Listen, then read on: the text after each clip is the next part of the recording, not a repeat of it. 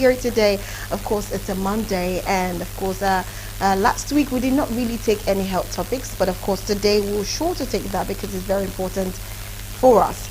Anyways, like I said, this program runs from 11 a.m. to 12 noon, and of course, it's for women. We try to empower, educate, inform women about what needs to be done, and of course, things and how they can go about things from their day-to-day life and experiences. And yes, we're streaming live on YouTube. It's Galaxy TV News, and of course we have all the YouTube channels. It's Galaxy TV Comedy, Galaxy TV Entertainment, and we have Galaxy TV Vibes.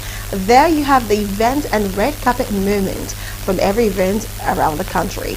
And of course we are streaming also on Facebook at Galaxy TV, and of course we have Galaxy TV News, we have Galaxy TV Web, so you can always join us there. And for those who are on transit, or probably you do not have a screen TV beside you, you can always download Galaxy Television app from Google Play Store or Apple Play Store to watch all of the live programs live. So you're welcome again to the program. It's exciting to be here. Unfortunately, I do not have my girl with me, Covenant, but hopefully tomorrow we'll be having her on set. So today's going to be interesting. Like I said, we're talking about health, and of course we have professional joining us via Zoom to talk about that. But first, I noticed during the weekend, a lot of women tend to have these facial masks and things they need to do to keep up a beautiful face, to make sure, their breakouts or the acne, the pimple, the blackheads, and I thought about it. I said, okay, let's do some beauty tips. It's been a very long time we did anything that has to do with beauty or something a bit related to fashion or even health. So this is still part of health. Let's go check how you, a woman, can actually make your face very beautiful. And if you have acne, blackheads, what have you on your face, you're not comfortable with your face, this is something you can do. It's just a tip to keep you going and to get your skin or your glow back. So let's quickly go check a beauty tip for acne and its cause that comes with it. And we'll be right back to the studio to continue the program. And of course, today we're talking about mental health in pregnancy. Well, let's take this tip. We'll be right back. Stay with us. Beauty tips for acne scars. Don't squeeze, pop or peek at pimples. Pass up the temptation to peek or squeeze a pimple. Doing so can force debris deeper into the dermis, spreading an infection to other tissue and worsening inflammation. Remind yourself that popping pimples can extend the healing time and ups the chance of it leaving a permanent scar. Allow the blemish to heal on its own. If you already peeked at a blemish, take steps to heal it and minimize skin damage. Don't peek at scabs. Picking at scabs should also be avoided. A scab is a skin natural bandage which protects the wound as it heals. Picking a scab off a wound before it is ready prolongs the healing process and increases the chances of scarring. Try over-the-counter remedies. Various over-the-counter remedies can help reduce the appearance of acne scars. Products containing the following ingredients may be useful. However, over-the-counter creams and lotions are unlikely to remove or flatten a raised scar fully. These include salicylic acid, retinoids, and lactic acids. Try natural remedies. Home remedies that people have traditionally used to treat acne scars include honey, which helps with wound healing and reduce future scarring. Baking soda. Baking soda is known to soothe inflammation and act as an exfoliant. However, because of its high alkaline content, baking soda should be used carefully in small quantities, 2 teaspoons per treatment, and no more than twice a week. Coconut oil. Studies have reported that coconut oil moisturizes your skin and prevents acne scars. Keep in mind that if you have extremely oily skin, you should avoid this option as it may worsen the situation. Use cold-pressed coconut oil for this condition. Consult a dermatologist about your case of acne scarring. While some people may have success by using one or more of these natural treatments, they will likely not be effective in cases of stubborn or severe scarring. For these situations, consulting a dermatologist about professional medical treatment will ensure you avoid any adverse side effect of home remedies and give you the best chance of achieving the acne-free skin that you desire.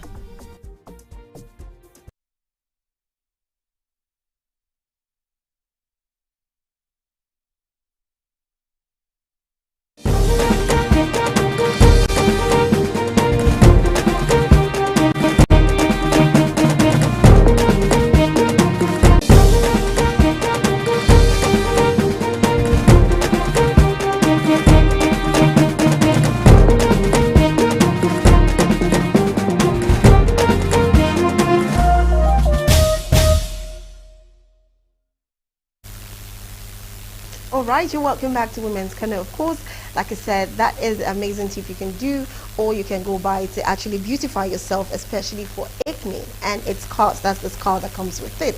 Okay, like I said, we're talking about mental health in pregnancy today, and of course, I have an amazing guest. Of course, she's a registered nurse. She is Cynthia Chioma Udebwani. She is a registered nurse, a midwife. She's also an outreach facilitator with Life Impact Foundation. She is a community administrator at Pregnancy Support Foundation, a program manager with Teens Challenge, a teacher, a mentor, education advocate, or youth empowerment advocate also. Can we have Chioma Cynthia Udebwani on the screen? Good morning.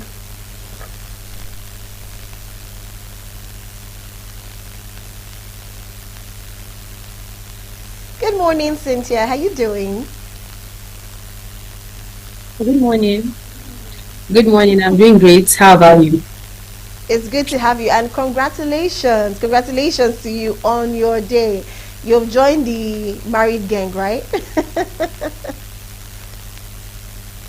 Thank you. Thank you so much. Thank you so much. It's great to be here again. Thank you so much. I really appreciate it. Yes. Thank you so much, you also, for joining. Okay, today we're talking about mental health in pregnancy, and definitely, my first question is, how do you think?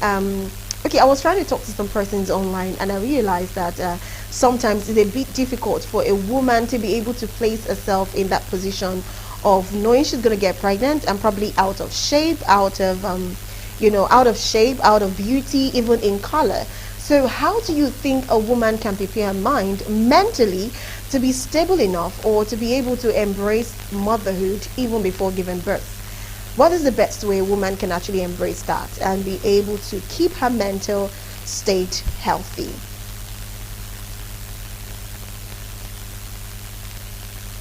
Do we have Cynthia? Oh no, oopsie. So we have, I think the network is pretty bad. So while we're still waiting for her, I know a lot of people have resumed from school rather, as at last week. And, going about, I noticed some students did not even resume as of last week. Some would be resuming this week. So let's quickly take a healthy tip for school students. If you're in university, if you're in secondary school, if you're in primary school, of course your parents have to listen to this to help you. And of course this is one thing that is very important, because now is January and I know the money is not so much out there because it was spent a lot December and New Year, but you can still stay healthy at a very affordable cost. So this is a healthy tip for school students, and of course to remain healthy while going to school and still studying, because trust me, the food you take in is what helps you to be able to assimilate those books, to be able to retain them, to memorize them, and when it's time for examination or test, you pour it out pretty well. So let's quickly watch this healthy tips for school students. I'll be right back to the studio. Hopefully we have Cynthia join us by then, and we'll continue talking about mental health and pregnancy. Stay with us, we'll be right back.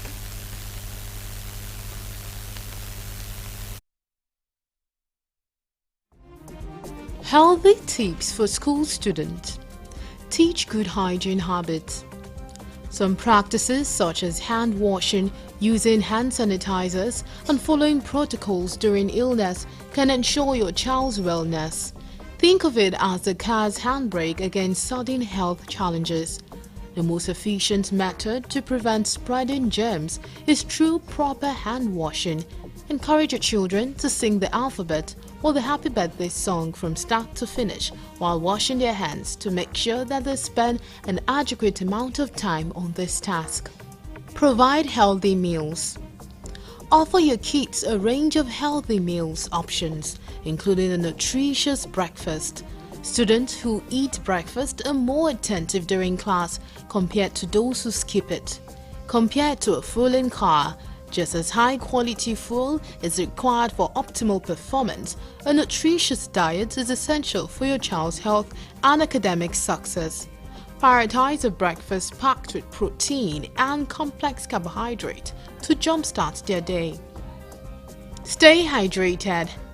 Ensuring your kids stay hydrated with healthy beverage choices such as water and milk brings many benefits.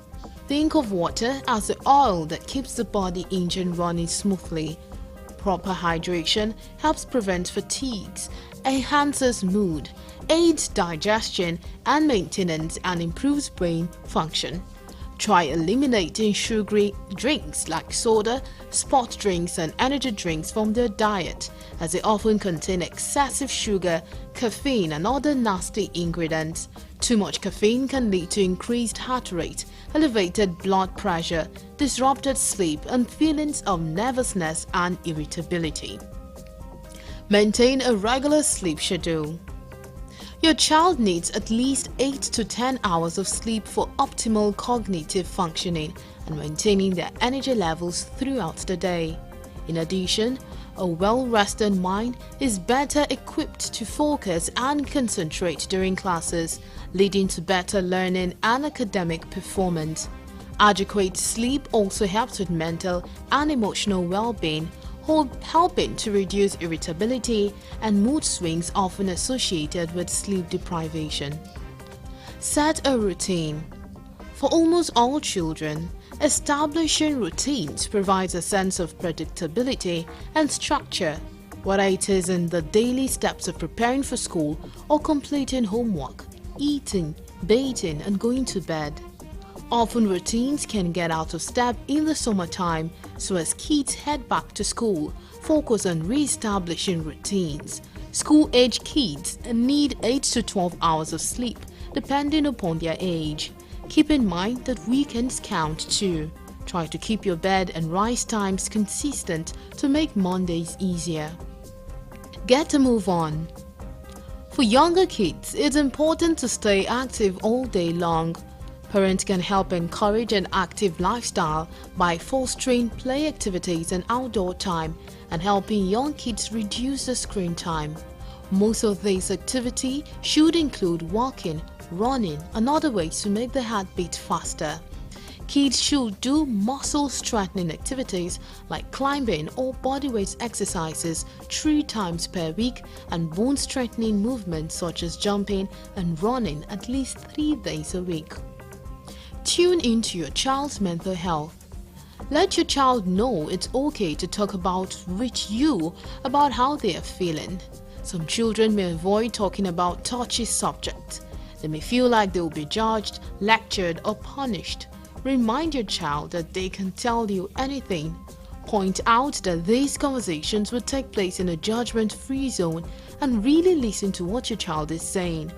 Look for any changes in behavior that worry you or any signs of anxiety, depression, or other serious risk.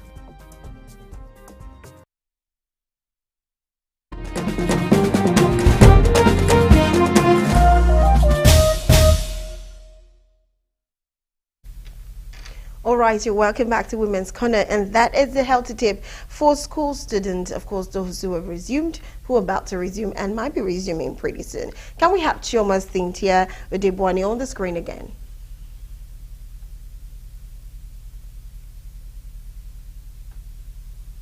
Can we have Cynthia on the screen?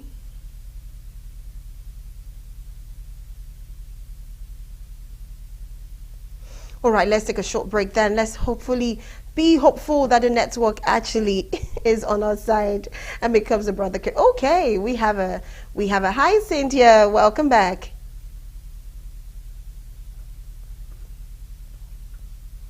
Can Cynthia hear us from the studio? Okay, all right, let's go for a short break, and of course when we come back we'll continue with her. Hopefully she can hear us this time and not the network. We'll be right back. Stay with us.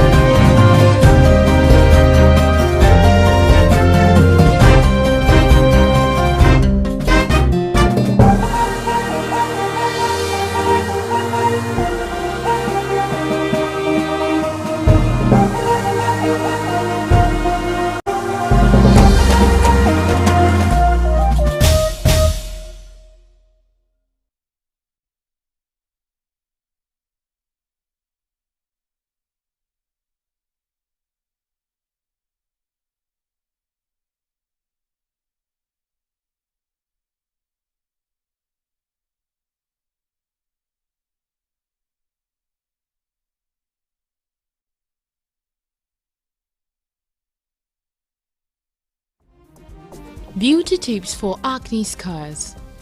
Don't squeeze, pop, or peek at pimples. Pass up the temptation to peek or squeeze a pimple. Doing so can force debris deeper into the dermis, spreading an infection to other tissue and worsening inflammation. Remind yourself that popping pimples can extend the healing time and ups the chance of it leaving a permanent scar. Allow the blemish to heal on its own. If you've already peeked at a blemish, take steps to heal it and minimize skin damage. Don't peek at scabs. Picking at scabs should also be avoided. A scab is a skin natural bandage which protects the wound as it heals. Picking a scab off a wound before it is ready prolongs the healing process and increases the chances of scarring. Try over-the-counter remedies. Various over-the-counter remedies can help reduce the appearance of acne scars. Products containing the following ingredients may be useful. However, over-the-counter creams and lotions are unlikely to remove or flatten a raised scar fully. These include salicylic acid, retinoids, and lactic acids. Try natural remedies. Home remedies that people have traditionally used to treat acne scars include honey, which helps with wound healing and reduce future scarring. Baking soda.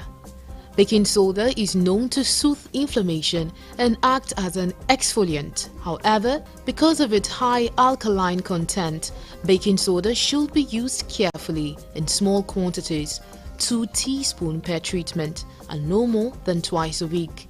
Coconut oil. Studies have reported that coconut oil moisturizes your skin and prevents acne scars. Keep in mind that if you have extremely oily skin, you should avoid this option as it may worsen the situation. Use cold-pressed coconut oil for this condition. Consult a dermatologist about your case of acne scarring. While some people may have success by using one or more of these natural treatments, they will likely not be effective in cases of stubborn or severe scarring. For these situations, consulting a dermatologist about professional medical treatment will ensure you avoid any adverse side effect of home remedies and give you the best chance of achieving the acne-free skin that you desire.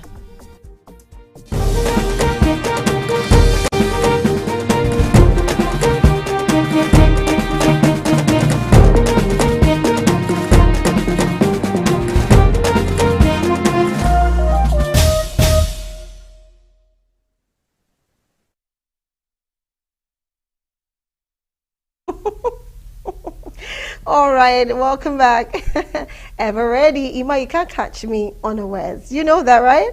Okay, welcome back to the studio. You're still watching Women's Corner. And of course, we had to repeat that so we could have time to bring Cynthia on board. Apologies for the delay in this information and education we're about to give you. But can we have Cynthia on the screen now so we can just start our questions? Yeah, good Okay, morning hi again. Good Cynthia. morning. Apologies. But Thank thank you you, still thank for you. staying by. I guess Okay, the all right. network So is I was better now, asking, right? okay, so I was asking questions in regards to mental health and pregnancy. I said, what are the few things women need to equip themselves with mentally before even getting pregnant and after getting pregnant and of course after delivery? Because a lot of women tend not to even understand, like they do not even know what they're about to face based on the change in color, change in body size, change in shape.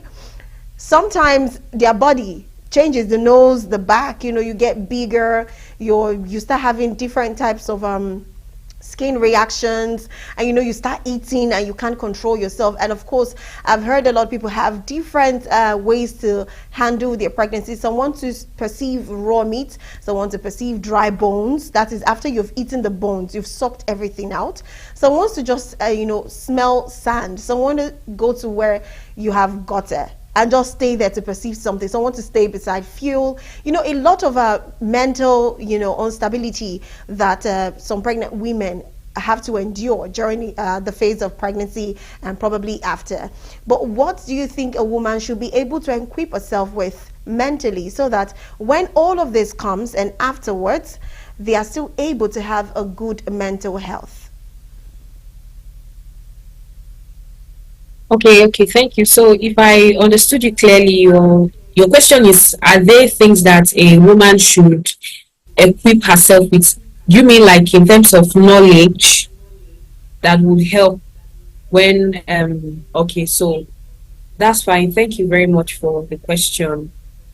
So speaking of what a woman or how a woman should equip herself or prepare herself for that phase of life before it comes, you have kind of shared a bit of light on it, which is having the right knowledge base, okay? Because sometimes when a woman begins to experience maybe mental instability, it's because she might be quite tensed or worried about what she's going through. So, take for instance, if I know that maybe pregnancy is associated with morning sickness, the fact that my skin color begins to change, and a whole lot of other things that happen with pregnancy. It will make me worried. You get it will make me worried because these are more like normal signs that accompany pregnancy. So I think it has to do with having the right knowledge. So a woman should know what is normal and what is abnormal. Okay, so that the normal things will not make you to begin to feel tense, and then you will now put yourself in a state where you you are over worried or over bothered, and then you start having or creating complications for yourself from there. But if you know that these are normal signs of pregnancy, then it's very, very okay because you have prepared yourself beforehand so that in case you experience them, you know that okay, this is within what is called normal. Now, another thing I would like to point out is that no two pregnancies are actually the same. Some women they go through pregnancy and it's almost as if they are not pregnant. You see them even glowing instead of the normal or will I say what you find in majority of the population like darker skin or changes in pigmentation at certain areas of their body, their face, back, nose, and the rest of it. But for some women in some pregnancies, you find out that they are even glowing instead of having those skin changes. So all these things are things that when a woman knows, then she can better be prepared for the challenges that comes with pregnancy. Now, the second thing I want to point out is that you cannot do without, registering early and promptly for your antenatal. Because when you go for antenatal, it affords you the opportunity to also learn. You will see some women saying things like, okay, this is not even my first pregnancy. I've been pregnant, I've had several babies before this one, or, I have my mom or my maybe a caregiver around with me, so I don't need to register in the hospital. That's like a very, very bad mindset to go with. Okay. So I'm advising every woman out there watching this, ensure that you register promptly for your antenatal. As much as you read materials online or you speak to people about pregnancy, it is also very, very important that you get registered with a in a very good hospital so that you get professional advice and professional care during pregnancy. And then another thing I would like to point out is that routine drugs, the routine drugs, those drugs that they are being given at the hospital, they are very, very important.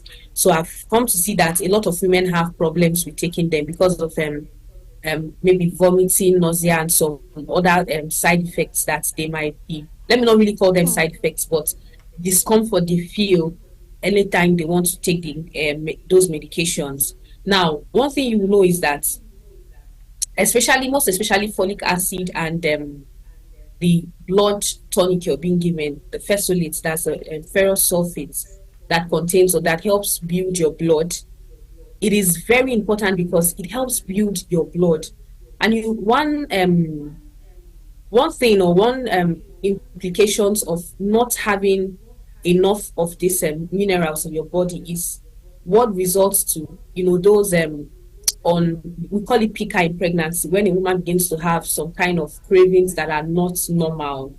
Okay, it's actually sometimes it can be caused by anemia, and you find out that those drugs they are giving to you, the folic acid especially and the ferrous sulfate, they help you to build your blood so that you won't have to, experience those negative side effects. So I've mentioned three things so far, which is number one, having to learn or exposing yourself to knowledge as a pregnant woman, get to know what is normal and what is not normal, so that when you begin to experience these changes, you will not be perturbed, you will not be afraid, you will not be scared or begin to panic. Secondly is your antenatal registration. Make sure that you're registered in a very good hospital with proven results, so that you get professional advice and also professional care throughout your period of pregnancy. And number three is taking your routine medications. Please don't throw them away. They are very, very important for you, for your developing baby. Thank you. Okay, thank you very much for that one. Okay, that's quite deep. Now, I have a very serious question here, because a lot of people, a lot of women actually do not even understand this. Some do not even know they are going through that phase, or might even experience it, or maybe I do not even know if there are ways one can prevent it. And that is the parts whereby people experience anxiety or depression during pregnancy. Now, that is one important thing that I think a lot of pregnant women actually go through or experience, but they do not even know they experience that. And probably there are some signs or signs. Let's use signs. There are some signs that a pregnant woman might have been having, maybe at the early stage, to let her know that okay, you might be having anxiety later on during the pregnancy, or you might be feeling depressed later on during your pregnancy. So what are those things that will make them know, okay, I think I might have anxiety tomorrow or in the next 1 month, or I might be depressed in the next 1 month? How do they know? And also, when they do have these things, how can they tell, and how can they manage it, especially when it comes, if they cannot prevent it, but how can they manage it when it comes during their pregnancy? Okay, so if I got your question clearly, you said you're asking about signs of anxiety, depression, and if possibly they eventually occur, how a woman can manage it right in pregnancy. Yeah. Okay, thank you very much. So speaking of anxiety and depression, now they are quite different. There are different occurrences in pregnancy, but more like they go hand in hand. Okay, they go hand in hand. So anxiety primarily refers to that stage of feeling continuously overwhelmed and overburdened, like you're just being worried, thinking over and over again, like it's continuous. Okay, once in a while, as human being, we can become tensed, we can become anxious, like you have that feeling of what does the future hold, what will tomorrow bring, what's going to happen, and you're just constantly being curious about the future. Okay, so now when it begins to, or when it's, or let's say like signs and symptoms that those or anxiety is about to set in, it's now when you find yourself worrying continuously. That's the keyword. That's the keyword. When it's now persistent, like you're worrying over and over again, it's not stopping. Okay, it's not stopping. And now the signs or things that can predispose a woman to this is, number one is when you are constantly stressed, you're under stress. Okay, because there's something adequate rest and sleep does to the body. It helps to rejuvenate the brain cells. It helps to it gives your body the time to recover from the hours of work and labor. So as a woman who is pregnant, you must prioritize your rest, you must prioritize your sleep. I know that pregnancy can come with a number of disturbances, hormonal changes, and changes in different systems and aspects of your body. But one thing you must not trade is what? Your sleep and your rest. If possible, if you're working in a firm or an organization where it is possible to get flexible shifts and work rotation, for that period where you're pregnant, when you begin to feel that you're stressed or you're getting you're feeling that tension, you can ask for a reduction in the amount of time where when you are coming to work, so that you have ample time to rest and to sleep. And secondly is that another symptom that one can begin to feel is, usually in pregnancy, there's changes in the what we call the basic metabolic rates, the basal metabolic rate or the metabolism.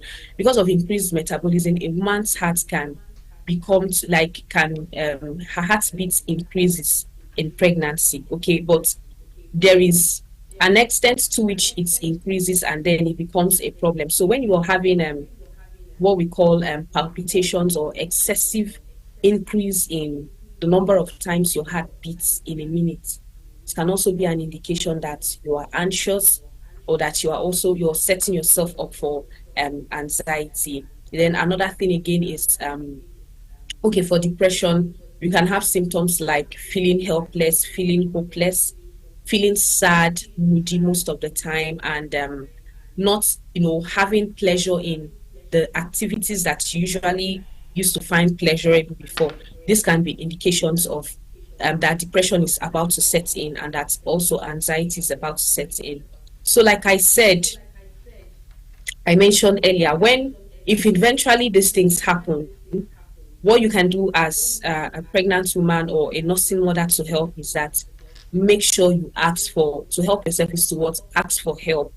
It's quite unfortunate that we are in a part of the world where when women, there's this kind of expectation that the society places on women. Maybe when you begin to complain that maybe the work on you is too much and you need help and assistance, you can have people who will judge you that you are lazy, or that you don't know what you are doing. Is it not your mom, did she not give birth to you and your other siblings? Did she complain like this? Forgetting that the times are changing. The time where we are is changing.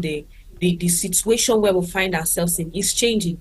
The role that there's a lot of role, merging of roles for both genders. They are not as distinct as they used to be before. So this or the situation or the society where we find ourselves can make women to shy away from asking for help. But the truth of the matter is that if you bottle these things up, two things can happen. It's either you manage and you struggle and then you come out of it, or you can just keep deteriorating in that state. So it will not do you harm, or it will not do you bad to actually ask for help.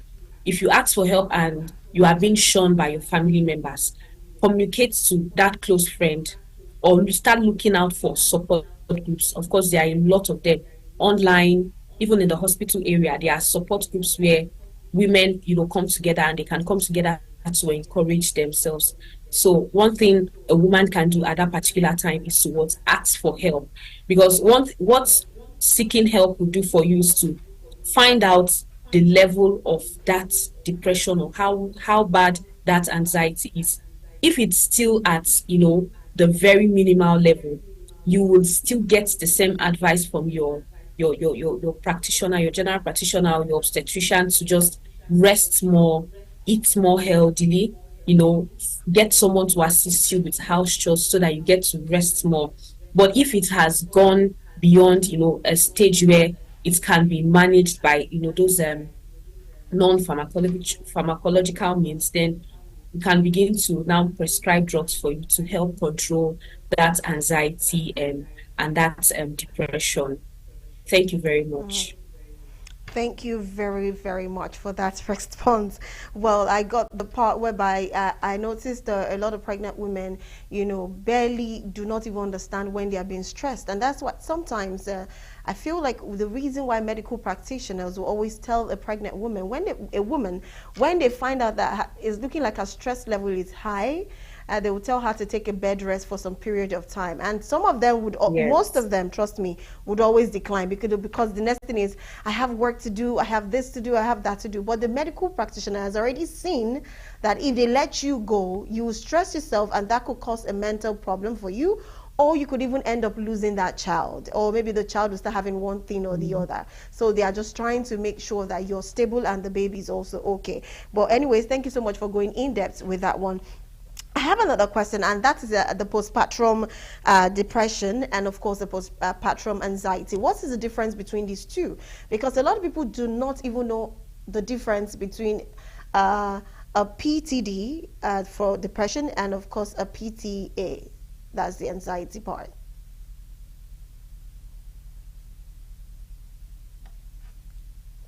So Okay. what's the Okay. difference between the Between postpartum depression and the postpartum anxiety in pregnancy? anxiety. All right. Okay. Thank you. Thank you so much for that question. So it's still we still come from the angle of depression and anxiety. Okay. But the common ground now, the similarity between both of them is that the fact that it is postpartum. So it occurs after a woman must have delivered or after a woman must have given birth. Okay. Now the that's on the ground of similarities. That's what makes them similar. Now the difference now is just by introducing how I differentiated anxiety from depression. Okay, so anxiety and depression, they usually go hand in hand, but you find out that anxiety is more like how do I call the forerunner? Yes, anxiety will usually present first, and like I said earlier, you signs or the common signs of anxiety is that consistent and persistent worry. You are just worrying, you're just being bothered continuously and persistently. Now, when anxiety is unchecked, you are worrying and it's not stopping, then it can now graduate and progress into depression because you have worried and worried and worried, and then it's as if nothing can be done about it. Then that woman can now begin to feel signs of helplessness, like she feels helpless, she feels hopeless, like as if there is nothing that can be done to help her, and then she begins to deteriorate in terms of her being attached to the her present environment or her physical space. So you can see someone just stay, and then all of a sudden she's detached, she's into herself. She's trying to separate herself from other people. Second, another thing again is that you now begin to feel uninterested, like a decreased level of interest in activities. You understand? If it's someone that usually will find reading pleasurable, or maybe seeing a movie pleasurable, or maybe going out with friends, find out that those activities will now begin to feel very burdensome for that person, and the person will not even want to engage in them anymore. So the basic difference is that anxiety or postpartum anxiety is more like they go hand in hand somehow, but anxiety is more like postpartum anxiety is more like a uh a more subtle, like a subtle level. So it starts first by the person being concerned, worried persistently, consistently. And if anxiety is unchecked, then it gradually develops into depression, where you now have more, advanced symptoms like helplessness, hopelessness, continuous sadness, and separation from one's environment, and loss of interest in activities. So the common ground is that these things occur after a woman must have given birth to her baby, after delivery. That's why it has that clause postpartum attached to it. So it occurs after delivery. I don't know if that's clear. Thank you very much.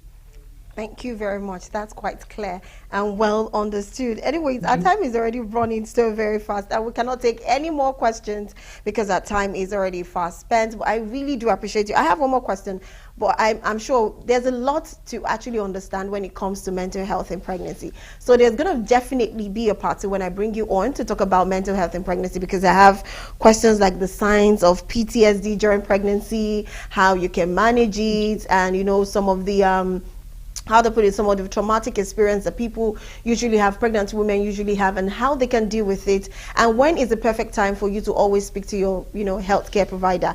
But we cannot answer those questions, so I have to let you go because of our time. But it was very educative speaking with you. I really enjoyed the program, and I want to say thank you so much. I really do appreciate your time with us, and from all of us at the Galaxy TV, we say thank you so much, and we do love you. We appreciate you.